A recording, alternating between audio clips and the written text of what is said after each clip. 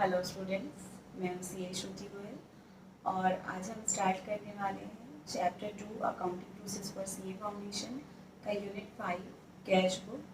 Last classes जो हमने subsidiary books के लिए लिया था उसमें हमने देखा था कि cash book is part of both primary book principal books of accounting and subsidiary books of accounting. इसे प्रिंसिपल बुक ऑफ अकाउंटिंग इसलिए कहा जाता है क्योंकि कैश अकाउंट का बैलेंस डायरेक्टली इसमें से ट्रायल बैलेंस में पोस्ट होते हैं, and it is subsidiary book because prepared as a original entry book and इसके थ्रू जो कैश अकाउंट के रेस्पेक्टिव लेजर्स हैं उनमें पोस्टिंग होती है। इस चैप्टर को लर्न करने के बाद हम जानेंगे कि कैश बुक के कितने टाइप्स होते हैं, कैश बुक कैसे बनाई जाती है, क्या यूज होता है and many more things about cash book.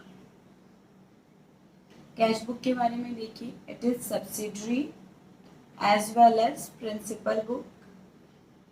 Cash book के टाइप्स होते हैं simple cash book, 2 column cash book, 3 column cash book. उसके अलावा एक होता है petty cash book that is totally subsidiary book and no principal book. Okay, cash book a subsidiary book as well as a principal book. ये true and false में question आ सकते हैं कि cash book is a subsidiary book only और cash book is a principal book only और both.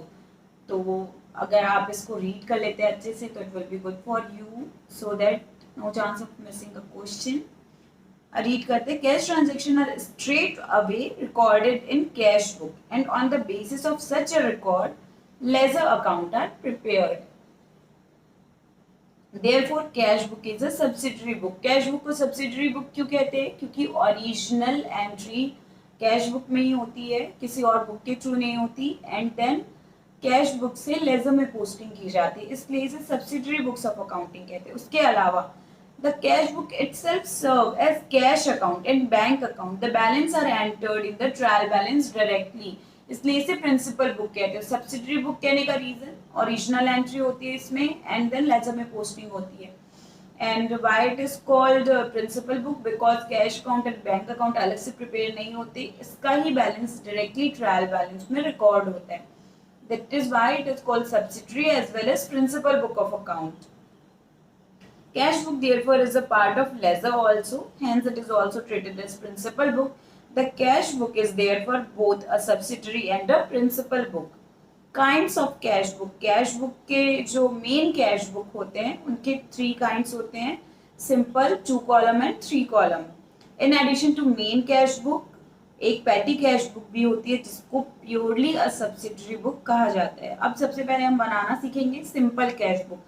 Simple cash book is just like cash account. हमने laser chapter में देखा कैश अकाउंट कैसे बनते हैं। Simple cash book is just like that, बस उसमें कैश अकाउंट की बजाय कैश बुक लिखा होता है। उसके अलावा देखिए डेबिट भी है, क्रेडिट भी है, ईच एंड एवरीथिंग है। पर्टिकुलर्स की बजाय रेसिप्ट एंड पेमेंट्स लिखे होते हैं। Let us make its format and then उससे रिलेटेड एक क्वेश्चन करते हैं। सबसे पहले फॉर्मेट के लिए हेडिंग में हम लिखेंगे cash book, then debit side, credit side, make a T, after T date column and particulars column की बजाय डेबिट साइड में receipts column, then ledger folio column and amount column. All the remaining are same as cash account, then amount in rupees. In credit side also date column, but in place of particular column there is payments column. Then laser folio क्यों कर रहे हैं यहाँ पे, general folio क्यों नहीं कर रहे हैं? लेजर फोलियो इसलिए कर रहे हैं क्योंकि it is book of original entry and not book of ledger, इसलिए जो दूसरे अकाउंट्स यहाँ पे रेस्पेक्टिव अमाउंट की पोस्टिंग कर रहे हैं उनका कौन से लेजर में हमने पोस्टिंग की है ये जानने के लिए लेजर फोलियो देखिए। बाकी जो लेजर्स होते हैं नॉर्मल उनमें जनरल फोलियो का कॉलम होता है, लेकिन कैश बुक में लेजर फोलियो कॉलम है बिकॉज यहाँ पे प्राइमरी रिकॉर्डिंग ऑफ ट्रांजेक्शन होती है और उसके कैश बुक में जो अकाउंट्स का नाम एंटर किया है उन्हें किस लेजर में कौन से नंबर पे पोस्टिंग की गई है ये जानने के लिए लेजर फोलियो कॉलम होता है instead of general folio column. And cash book लिखा होता है कैश अकाउंट की जगह एंड पर्टिकुलर्स की जगह रेसिप्ट्स डेबिट साइड में एंड पेमेंट्स क्रेडिट साइड में. That is the difference between cash book and cash account. Remaining are same. And after preparing cash book, no cash account is prepared separately. उसी को हम cash account भी मानते हैं. So let's come to illustration 1. सबसे पहले दिया है जनवरी 1 को cash in hand. Cash in hand is our opening balance, that is to balance brought down, because यही हमारा कैश अकाउंट भी है इसलिए बैलेंस ब्रॉट डाउन लिख रहे हैं 1200. Next January 5 received from Ram. Ram से रिसीव हो रहा है तो कैश अकाउंट इंक्रीज होगा और इंक्रीज होगा तो debit. January 5 to Ram account amount is 300. Then paid rent, payment किया है यानी कैश कम होगी तो कैश कम होगी, एसेट कम होगी तो दैट विल बी क्रेडिटेड. तो क्रेडिट होगी तो क्रेडिट साइड में लिखेंगे January 7 by rent account 30 rupees. Then next sold goods for cash, goods sale किया है, हमारा असेट बढ़ेगा इसलिए जनवरी 8 को टू सेल्स अकाउंट. आपको फिर से याद दिलाती हूँ, अगर गुड्स क्रेडिट में सेल किए हैं तो कैश अकाउंट का नाम की बजाय पार्टी का नाम आता है, लेकिन अगर कैश में सेल किए तो cash account debit to sale. उस तरीके से यहाँ पे कैश अकाउंट के डेबिट साइड में सेल अकाउंट से क्रेडिट हो जाएगा. Amount is again 300. Then paid to Shyam January 10 by Shyam account. Pay किए हैं, कैश कम हुई है so it will be credited. Then January 27 purchase furniture. Furniture purchase किया तो क्योंकि ये मटेरियल का परचेज नहीं है इसलिए फर्नीचर अकाउंट का सीधे नाम आएगा, सेल अकाउंट या परचेज अकाउंट का नाम नहीं आता. जब मटेरियल के अलावा और assets normal asset like furniture building plant and machinery sale या परचेज है तो फर्नीचर का नाम लिखेंगे ना कि सेल एंड परचेज अकाउंट लिखेंगे. Amount is 200. Then paid salaries January 31 by salary account 100. Then rent due but not yet paid for January, तो जो ड्यू है बट नॉट पेड है that will not be covered in the cash account and so that will not be written in cash account because it is not paid. It will be our outstanding liability. Okay, no will not be entered in the cash account. अब हम cash account का total कर लेते हैं. 600 plus 1200 is equal to 1800. Then next जनवरी 31 को ही balance होगा. Credit side का total है 1030. तो 1800 minus 1030 770 will be our buy balance carry down. It is our balance for opening balance. अब यहाँ पे देखिए आपको एक और न्यू चीज मैं बताती हूँ.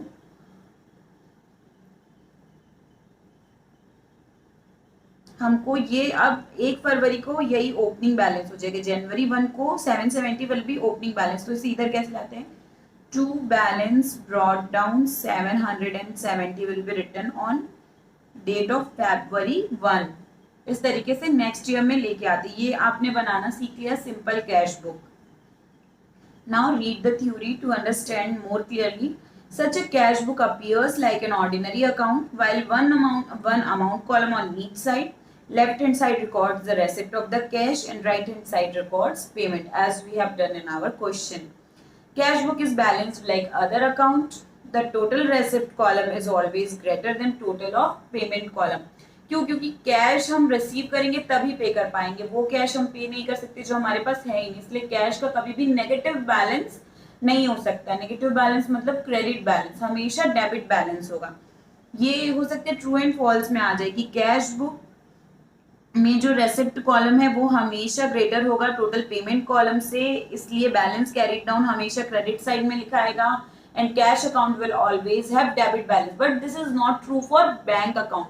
बैंक अकाउंट में अगर बैंक ने ओवरड्राफ्ट दिया है तो क्रेडिट बैलेंस भी पॉसिबल है. But in cash account credit balance is not possible, क्योंकि जितना हमारे पास कैश नहीं है उससे ज़्यादा हम खर्च नहीं कर सकते हैं. That's why cash account will always have a debit balance. अगर डेबिट बैलेंस नहीं है मतलब आपने कोई मिस्टेक की है. एंड देन हमने सीखा है कि कैसे नेक्स्ट पीरियड में उसी को ब्रॉट डाउन करेंगे. देन नेक्स्ट है डबल कॉलम कैश बुक। जब ये जो अमाउंट कॉलम है उसमें वन कॉलम की बजाय टू कॉलम होते हैं, टू कॉलम में भी one column related always be related to cash, other column में बी रिलेटेड टू डिस्काउंट और related to bank account. Two column cash book बनाना सीखते हैं हम, that is more difficult, more complicated than normal ledger, और this is the main thing we have to learn in the cash book. A simple cash book is just like cash account, but two column and three column cash book are little difficult and little different. Then next is petty cash book that we have to learn to make. Other things are same like another account we have learned in ledger chapter. Double entry column, double column cash book. If along with column for amounts to record cash receipts and cash payment, another column is added, one each side to record cash discount allowed or discount received, or a column debit side showing bank receipt and credit side showing bank payment, then it is called a double column cash book. हम बनाना सीखते हैं पहले, then we can go through theory more. It will be more helpful for us to solve a question first. Let's make the format for double column cash book.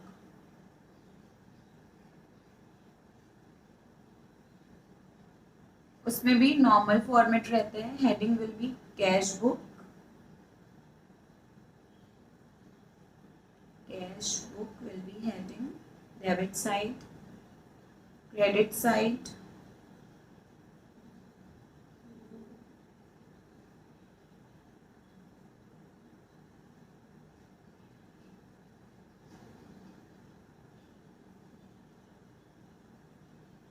Date column, particulars receipt column, laser folio column, discount amount column and cash amount column. Then on credit side also date column, particulars column, laser folio column, discount amount column and amount column. Date, receipts,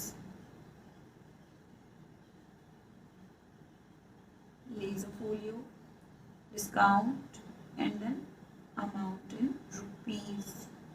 Again on credit side date, receipt की बजाय हो जाएगा यहाँ पे payments, laser folio, discount amount and then amount of cash account. Let's jump to the question. Ganesh commenced business on 1st April with 2000 as capital. यहाँ पे 2017 के लिए एंट्री कर रहे हैं हम. सबसे पहले अप्रैल 1 की एंट्री करते हैं. कैश बिजनेस में आई तो cash will increase due to capital account, to capital account. Amount is 2000. Discount column में कुछ नहीं आएगा इसमें, अमाउंट कॉलम में विल बी 2000 क्योंकि इस ट्रांजेक्शन में कोई भी डिस्काउंट नहीं. जिस ट्रांजेक्शन में डिस्काउंट होगा along with cash amount we will also enter discount amount.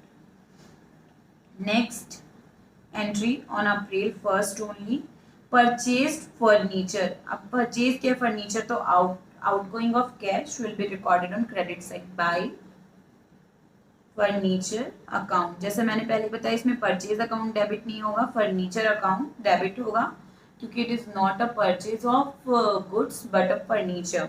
Amount is 250. Then purchased goods, कुछ भी नहीं लिखा है तो क्योंकि कैश बुक बना रहे हैं हम कैश में ही मानेंगे, बाय परचेज अकाउंट. यहाँ पे गुड्स का परचेज है इसलिए सीधे purchase account for 500. Next sold good for cash April 4 to sales account 950. Next paid cash to Ram Mohan, he allowed discount 10 rupees. April 5 by Ram Mohan, Ram Mohan को पे किया है इसलिए cash account will be credited by Ram Mohan account. यहाँ पे देखिए इसने कैश, इसको हमने कैश कितना पे किया 560 और इसने हमें डिस्काउंट भी दिया है. डिस्काउंट दिया है तो our income, he allowed us discount. जब हमको इसने डिस्काउंट अलाउ किया है तो we will credit the discount account, और क्रेडिट होगा डिस्काउंट अकाउंट तो डिस्काउंट अकाउंट की क्रेडिट साइड में एंट्री होगी ₹10. Discount allows our income so it will be credited. So discount account के क्रेडिट साइड के कॉलम में हमने वो रेस्पेक्टिव अमाउंट रिकॉर्ड किया. जनरली जिस साइड कैश अकाउंट का अमाउंट एंटर होता है उसी साइड डिस्काउंट का भी आएगा. आप अगर अधिक दिमाग ना भी लगाना चाहे तो यू कैन माइंड दैट कि जिस साइड में आपने कैश पेमेंट या कैश रिसीप्ट की एंट्री की है उसी साइड डिस्काउंट की भी एंट्री होगी. Next transaction, received cash from Krishna and company and उनको हमने डिस्काउंट अलाउ किया, that is our expense, so will be on debit side. April 6 to Krishna account, discount amount is 20 and cash received is 600. Paid for petty expenses on April 7 by petty expenses account, amount is 15, discount is 0. Next, cash purchase April 8 by purchase account, discount में कुछ नहीं है, purchase amount is 150. Paid for labour April 13 by labour account 1000. Next, paid Ali and sons, they allowed discount 8. Again our income showing credit side April 13 by Ali and Sons account, 8 rupees discount and 400 rupees is our payment. Now हमेशा debit side ज़्यादा होगा. Debit side का total है 3550 and credit side total is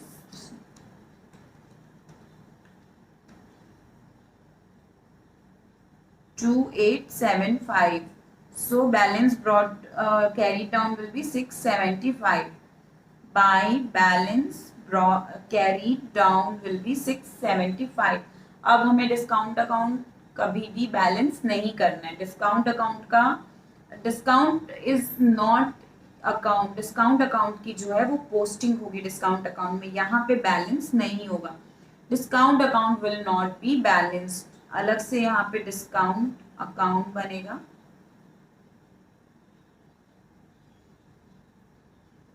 date, particulars, amount at the end of month जब cash book बना रहे हैं उसके बाद यहाँ पे पोस्टिंग होगी.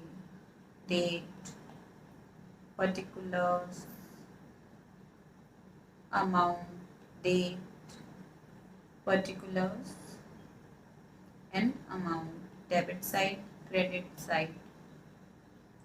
यहाँ पे देखिए ये जो डेबिट हुआ है तो ये डायरेक्टली हम ऐसे लिख सकते हैं टू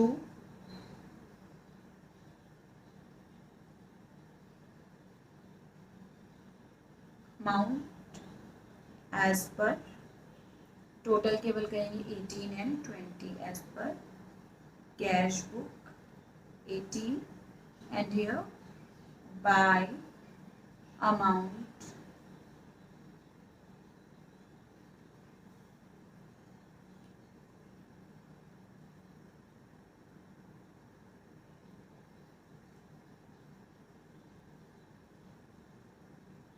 डेबिट साइड में amount will be 20. Debit side में 20 है अमाउंट तो डेबिट साइड का टोटल डेबिट साइड में लिखेंगे एंड यहाँ पे by amount as per cash book will be 18. इस तरीके से हमारा डिस्काउंट अकाउंट बनेगा जिसमें सेपरेट पोस्टिंग हो. उसके बाद जो भी बैलेंस बचेगा वो by P&L account will be transferred to P&L account 2 rupees. जो भी लास्ट में बैलेंस बचता है इस तरीके से. इसलिए डिस्काउंट अकाउंट का because this is cash account in cash book not discount account so here is not balance will discount account will be prepared separately. जहाँ पे डिस्काउंट अकाउंट का जो भी अमाउंट होगा वो हम लिखेंगे and then that will be transferred to profit and loss account. इस तरीके से आपने देखा कि डबल कॉलम कैश बुक कैसे प्रिपेयर की जाती है. We have learn that and last में नेक्स्ट मंथ में फिर से बैलेंस ब्रॉट डाउन लिख के जो कैरीड डाउन वाला अमाउंट है that will be transferred here. Now we can read the theory of double column cash book so that we can understand it more in a more better manner. Cash discount is an allowance which often accompanies cash payment. For example, if a customer owes 500, he pay 490 and 10 we give them discount. So that is discount allowed. And discount received, if we have to pay to a supplier, suppose we have to pay 1000 and he has allowed us to pay 980, then 20 will be discount received. Discount received is our income, so written on credit side, and discount allowed is our expense, so on debit side. In the cash column, on the debit side, actual cash received is entered if the amount of discount allowed, if any. The customer concerned is entered in the discount column. Similarly, actual cash paid is entered in the cash column on the payment side and discount received on discount column. Also, the bank column on the debit side record all the receipt through bank if it is double column related to bank account. And same column on credit side shows payment through bank. Balancing कैसे करेंगे इनका? It should be noted that discount column are not balanced. They are merely total. The total of discount column on receipt side shows total discount allowed to customer and is debited to the discount account. The total of column on payment side shows total discount received and is credited to discount account. The cash column is balanced as already shown and the bank column are balanced also. Balancing figure is called bank balance. Bank balance में credit balance या debit balance कुछ भी हो सकता है, but in cash book cash column में हमेशा there will be debit balance. Thus, a double column cash book should have two columns, one on each side comprising either cash and discount transaction or cash and bank transaction.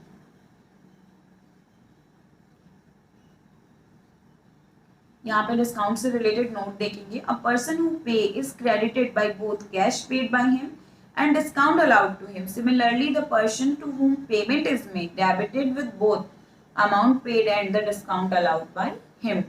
आगे जब cash book से बाकी लोगों के laser में कैसे posting करेंगे वो भी हम सीखेंगे. यहाँ पे फॉर एग्जाम्पल एक अकाउंट बना लेते हैं, मान के चलिए राम मोहन अकाउंट बनाते हैं. Ram Mohan account.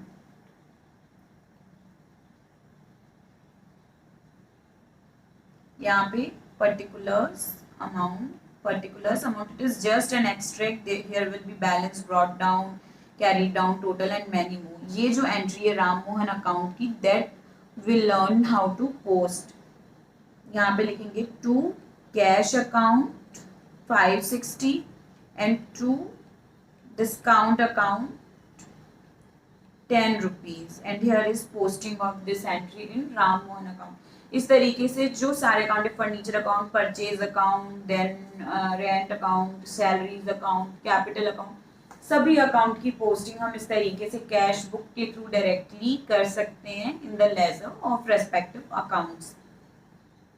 Next we are going to learn about 3 column cash book. A firm normally keep bulk of its fund at a bank. तो similarly जब कैश ट्रांजेक्शन हो रहे हैं, सेल या परचेज से रिलेटेड पेमेंट हो रहे हैं, तो discount will also be there.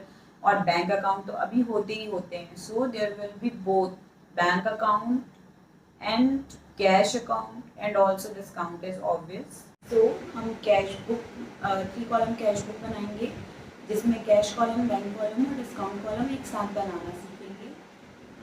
जो ये थ्योरी के पॉइंट्स दिख रहे हैं that will be self understandable after question कर लेंगे. इसलिए start with illustration 3.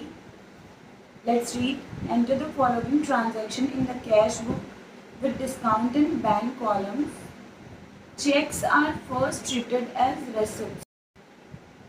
Check are first treated as cash receipts का मतलब है कि जब किसी पार्टी से चेक रिसीव हो रहा है तो पहले हम उसको मानेंगे कि हमको कैश रिसीव हुई और जब चेक बैंक में सबमिट करेंगे तो उसको कंसिडर करेंगे कि कैश बैंक में डिपॉजिट की जा रही है. उस तरीके से उसकी एंट्री करेंगे. Let's start with the question. सबसे पहला ट्रांजैक्शन है जनवरी 1. Chandrika commences business with cash. 3 column cash book बनानी है. हम अपने नोट्स में लिखेंगे. ऊपर में कैश बुक का फॉर्मेट हमने देखा, cash book, debit side, credit side, date,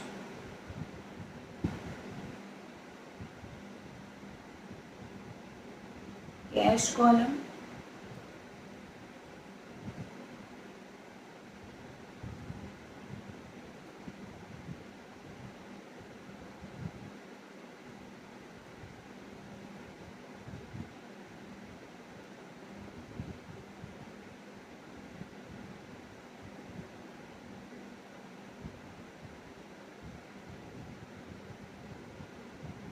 bank column,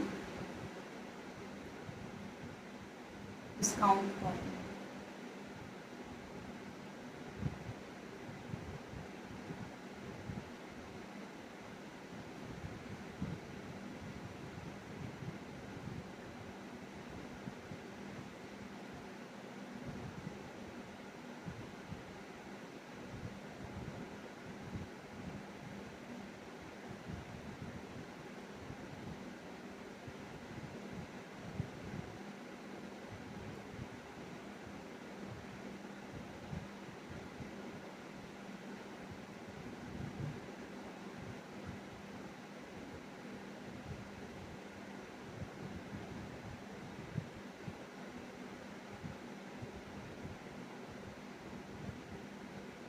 date, particulars, यहाँ लेजर फोलियो लिखा है ना, जनरल फोलियो नहीं, क्योंकि it is book of original entry, इसकी कोई भी जनरल फोलियो नहीं है, इससे लेजर में पोस्टिंग करनी है, इसलिए लेजर फोलियो लिखेंगे। Then discount column, cash column and bank column. Again date,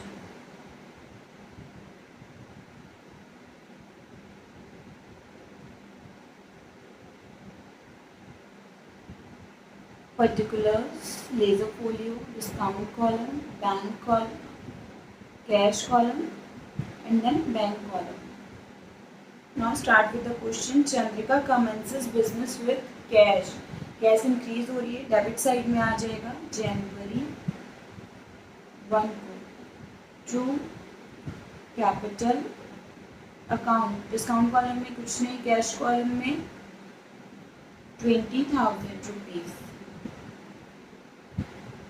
और बैंक कॉलम में भी कुछ नहीं। सेकेंड एंट्री है ही पेड इनटू करंट अकाउंट 19,000। अब यहाँ पे देखिए कैश पेमेंट कर रहे हैं यानी कैश जा रही है और बैंक इज द रिसीवर।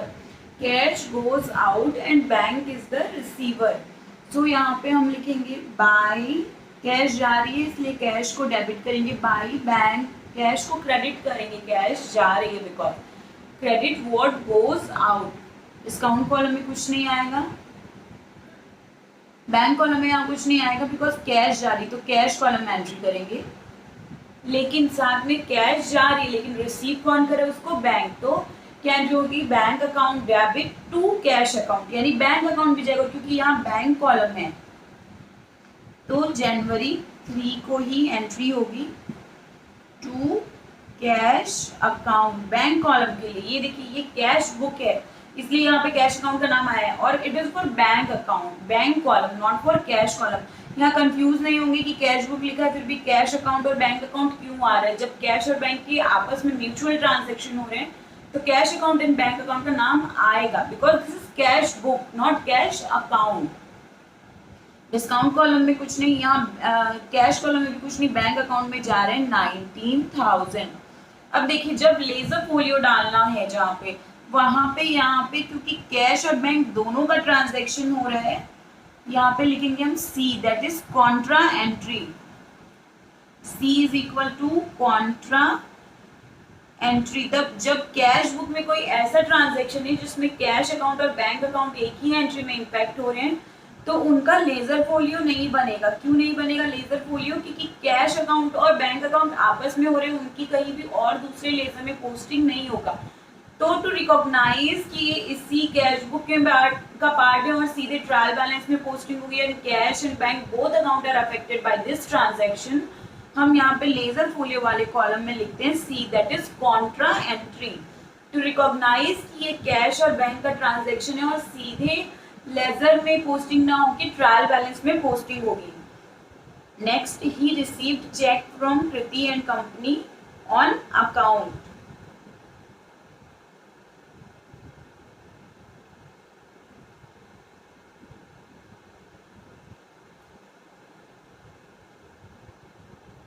यहाँ पे देखिए क्वेश्चन में लिखा है cheque are first treated as cash receipt. Cheque को आपको फर्स्ट कैसे देखना है, कैश रेसिप्ट में, तो इसलिए पहले कैश कॉलम में एंट्री करेंगे। चेक रिसीव किए किससे, कृति एंड कंपनी से, तो कैश आई है हमारी, चेक आई है, तो डेबिट व्हाट कम्स इन, 4 को एंट्री होगी। He receive cheque from Kriti and company on account, तो to Kriti and company account debit. Cash मानना है इसको, बैंक नहीं मानना है, इसलिए कैश कॉलम में 600 हम लिख देंगे। नेक्स्ट 7 को he pays in bank Kriti and company cheque. अब दे रहे हैं हम चेक कृति एंड कंपनी का बैंक में, तो इसको क्या मानेंगे, कैश अकाउंट क्रेडिट हो रहा है because cash goes out and bank account is debit, तो सेम एंट्री हो जाएगी बाई बैंक अकाउंट। बैंक में हमने कैश या चेक को दे दिया, तो by bank account 600 and to cash account. ये समझ गए आप कॉन्ट्रा एंट्री कैसे होगी। यहाँ पे फिर से हम लिखेंगे सी, मैं अलग कलर की पेन से लिख लूँ सो दैट आप जान पाए कि कैसे कॉन्ट्रा एंट्री की जाती है। जब आप क्वेश्चन सॉल्व करेंगे तो विद द सेम पेन आप लिखेंगे। प्लेस अ फोलियो कॉलम में to recognise that it is posted here only, कोई भी और लेजर नहीं होगा, कॉन्ट्रा एंट्री है यानी bank and cash same entry में सेम ट्रांजैक्शन में केवल बैंक और कैश अफेक्ट हो रहे हैं, no other account is being affected. Next 10th की entry, he pays Ratan and company by cheque and is allowed discount of ₹20। Ratan and company को cheque से पे किया है तो क्रेडिट हो जाएगा बैंक अकाउंट।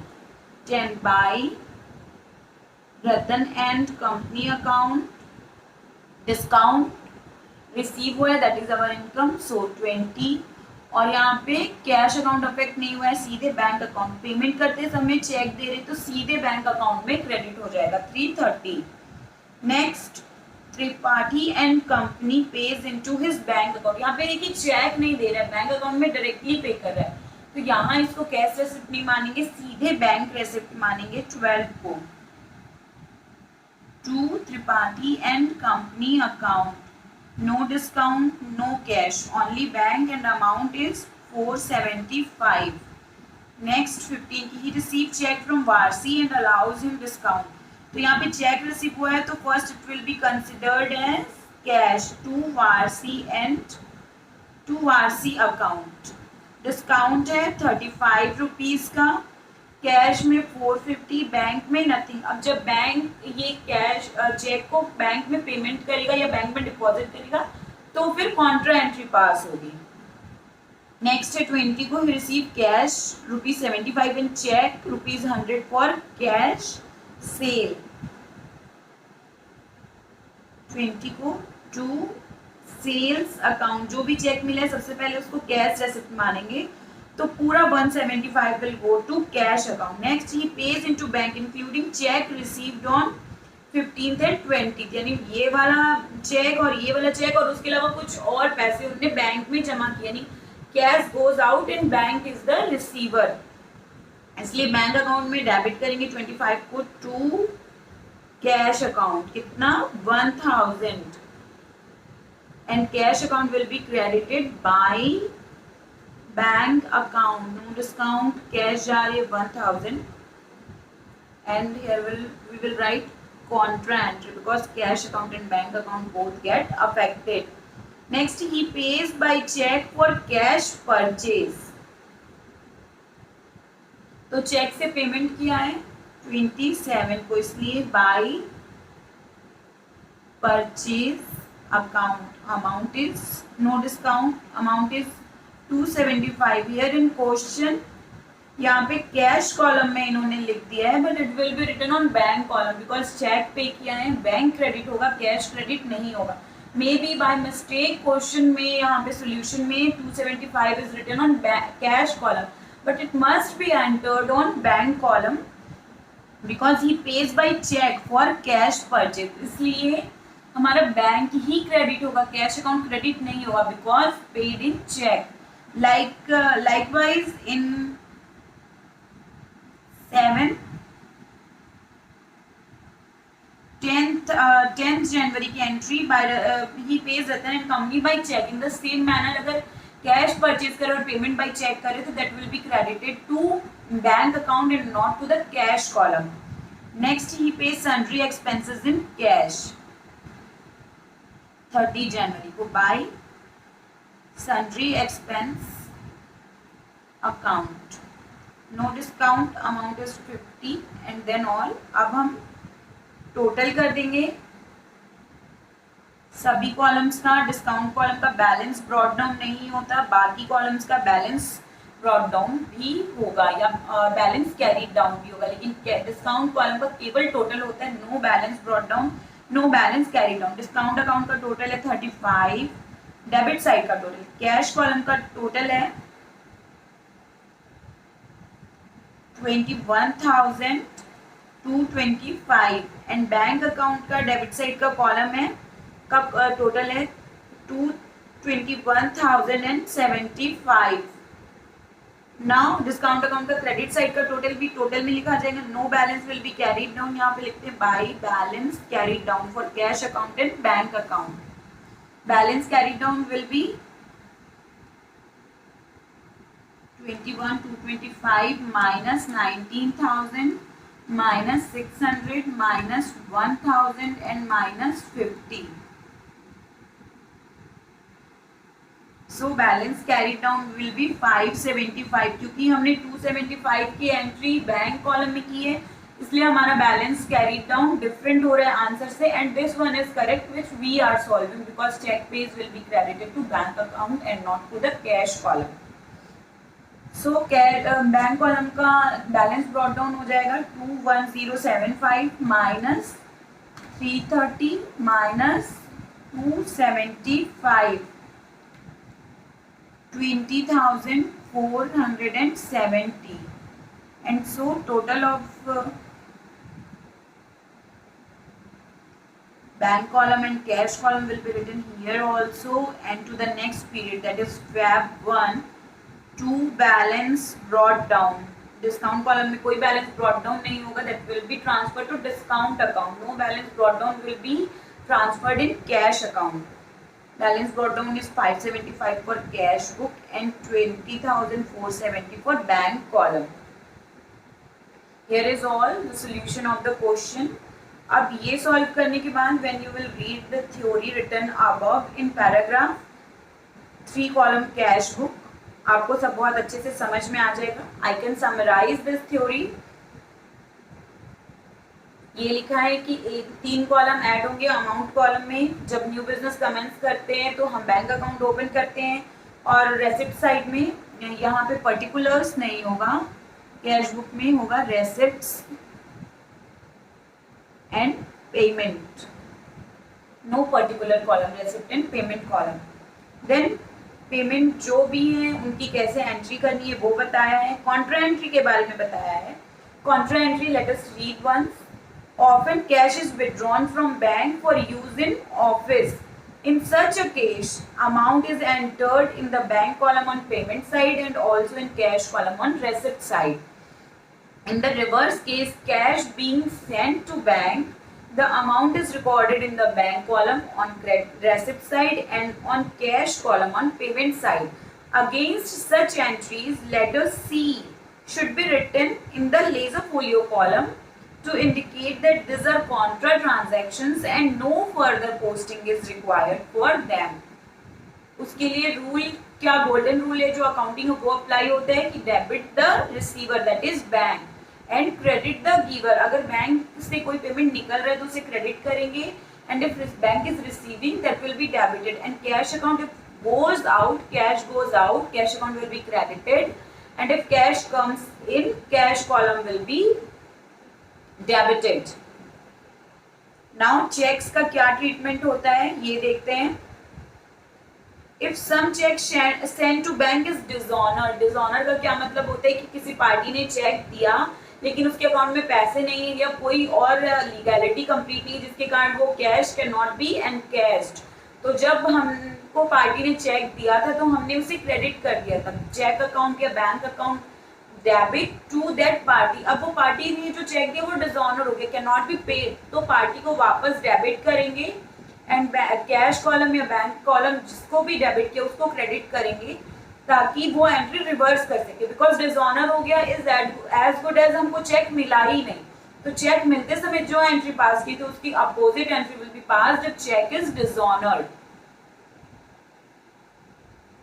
अगर in a rare case 6 point, if some check issued by firm is not paid on presentation, आपने किसी पार्टी को चेक दिया and till last of month उन्होंने बैंक में प्रेजेंट नहीं किया फॉर रीपेमेंट, तो ये हो गया कि हमने पेमेंट किया ही नहीं है, bank column has not been credited, तो in that case reverse entry will be passed in that situation also, like cheque dishonour के समय पास करते हैं.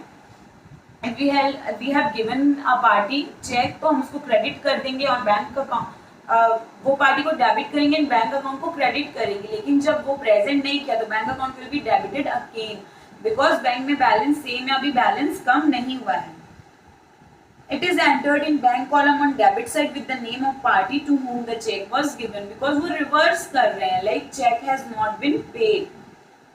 7 point, in a rare case a check received may be given to some other party, that is endorsement. तो endorsement होता है, तो अगर same day recipient same day endorsement हो जाए तो उसकी कोई एंट्री नहीं होगी, अलग डे पे एंडोर्समेंट हो रहा है तो रेसिप्ट साइड में भी एंट्री होगी और पेमेंट साइड में भी एंट्री होगी.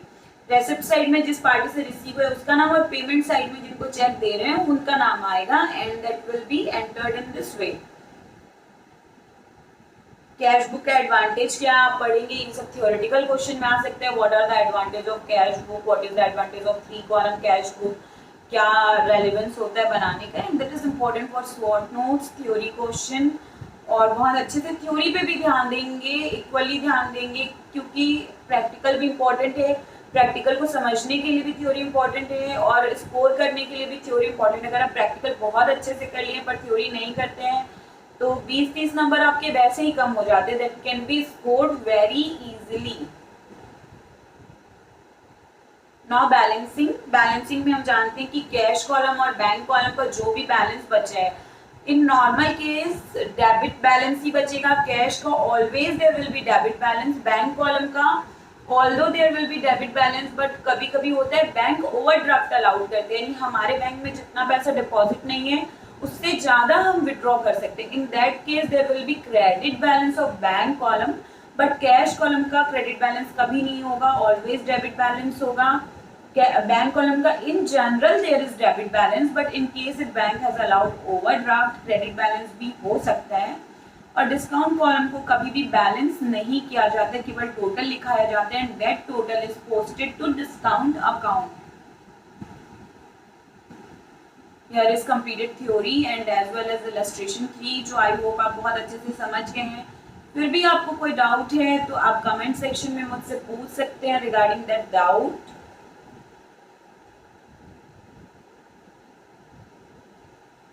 Now here is written posting the cash book entries.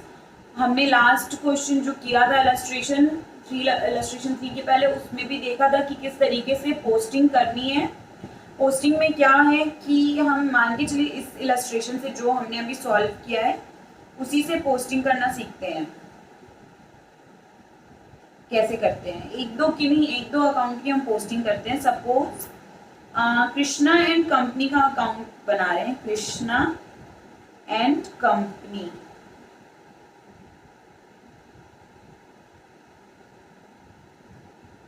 Particulars, amount, date, particulars and amount, debit side, credit side. देखिए यहाँ पे कैश बुक में डेबिट हुआ है कृष्णा एंड कंपनी 600 से, यहाँ पे ये क्रेडिट हो जाएगा कैश अकाउंट से क्योंकि कैश कॉलम में है. तो बाय कैश अकाउंट 600 January 4 को, and that will be balance brought carried down if no other balance is there and total will be 600. अब एक जिनसे डिस्काउंट वाला केस है उनकी एंट्री देख देते हैं. To Warsi account, Warsi account,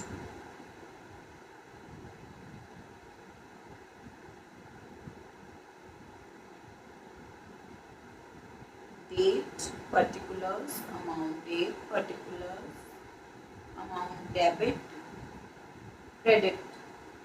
We have received payment from Warsi, that is the giver. तो giver का अकाउंट क्रेडिट होता है, इसकी क्रेडिट में पोस्टिंग करेंगे 15 जनवरी को. कैश कॉलम में इसलिए 2 by cash account 450 and by discount account 35. Total is 485. ये एक्सट्रैक्ट है, केवल बैलेंस वगैरह नहीं लिखेंगे. कुछ बचता है, कुछ भी होता है तो that will be written, otherwise no balance. ये एक्सट्रैक्ट अगर होता है तो कभी भी आप उसको बैलेंसिंग, ये केवल मैंने समझाने के लिए लिखा था, this can not be done. ये केवल बैलेंसिंग करें. यहाँ पे कैश अकाउंट और डिस्काउंट अकाउंट अलग से लिखने की बजाय केवल कर सकते हैं by sundries account 485. But this will be more correct to write by cash account and by discount account, ताकि वो सेग्रीगेट हो जाए कि कितनी कैश मिली है, कितना डिस्काउंट दिया है. जनरल एंट्री करते तो हम क्या करते हैं, because we have received the cash account debit and allowed the discount, that is our expense. Discount account debit to Varshi account, amount 415 cash, discount में 35 एंड टोटल 485. और इसी एंट्री की पोस्टिंग हुई है वार्षिक अकाउंट में. इस तरीके से सारे अकाउंट की पोस्टिंग हम कर सकते हैं कैश अकाउंट के through.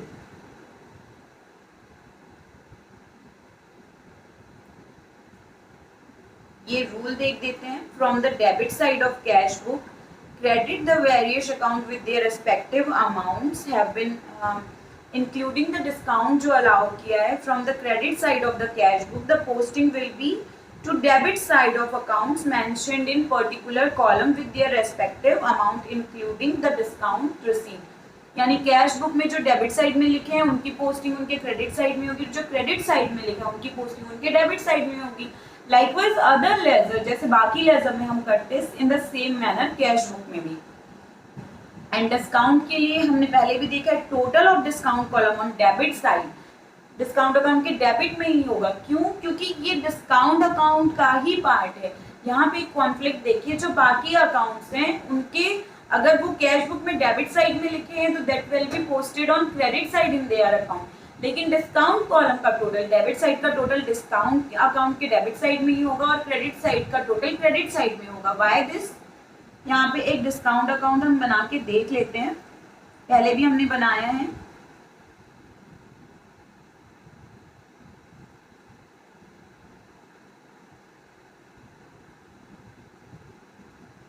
particulars amount, debit side credit side. यहाँ पे लिखेंगे to amount as per cash book. Debit side का टोटल कितना है 35, तो ये डेबिट साइड का टोटल डेबिट साइड ही लिखेंगे. बाय, क्योंकि देखिए यहाँ पे डिस्काउंट कॉलम हमने लिखा है, इसको ही अगर डिस्काउंट अकाउंट भी मानते तो इसी तरीके से पोस्टिंग होती. यहाँ पे ये जनरल एंट्री ऐसा नहीं कि डिस्काउंट अकाउंट कैश अकाउंट की अगेंस्ट कर रहे हैं. It is like entering in a discount account, but ये कैश बुक है, डिस्काउंट अकाउंट नहीं है, इसलिए सेपरेटली डिस्काउंट अकाउंट बनाना पड़ेगा. So this is copy of discount column to discount account. This is just a copy to make a discount account. लेकिन जब बाकी लेजर्स की पोस्टिंग करते हैं तो that is not just a copy, that is posting from one ledger to another ledger. Difference समझ रहे हैं? इसलिए यहाँ इन अकाउंट में डेबिट साइड के अमाउंट को क्रेडिट साइड में लिखें. लेकिन discount account is a different case. It is just copy of discount column to make a discount account like cash account, bank account. So debit side वाले item discount account के debit side में ही रहेंगे and credit side के item credit side में ही रहेंगे. So total is posted debit का डेबिट साइड में एंड क्रेडिट का क्रेडिट साइड में. इसी तरीके से यहाँ पे by amount as per cash book. I hope आप समझ गए हैं कि क्यों ऐसा हो रहा है. डिस्काउंट कॉलम में, डिस्काउंट अकाउंट में अलग और बाकी अकाउंट्स में अलग. कोई भी कंफ्यूजन नहीं है, कोई कॉन्ट्राडिक्शन नहीं है. इट्स जस्ट कि आप कॉन्सेप्ट समझ जाएंगे तो आपको कोई कंफ्यूजन नहीं होगा. फिर भी if you have any doubt तो आप कमेंट सेक्शन में पूछिए, I will clarify that. Now हम नेक्स्ट जो क्लास होगी उसमें पेटी कैश बनाना सीखेंगे, पेटी कैश बुक बनाना सीखेंगे और कुछ छोटी छोटी चीज़ें जो हैं, और cash column and bank column and discount column, 3 column cash book का कुछ और क्वेश्चन प्रैक्टिस करेंगे so that you can get thorough with that. तब तक अभी तक हमने जो भी सीखा है उसको आप बहुत अच्छे से प्रैक्टिस कीजिए and go through that very thoroughly. तब तक के लिए keep studying, be motivated and believe in yourself. Thank you so much.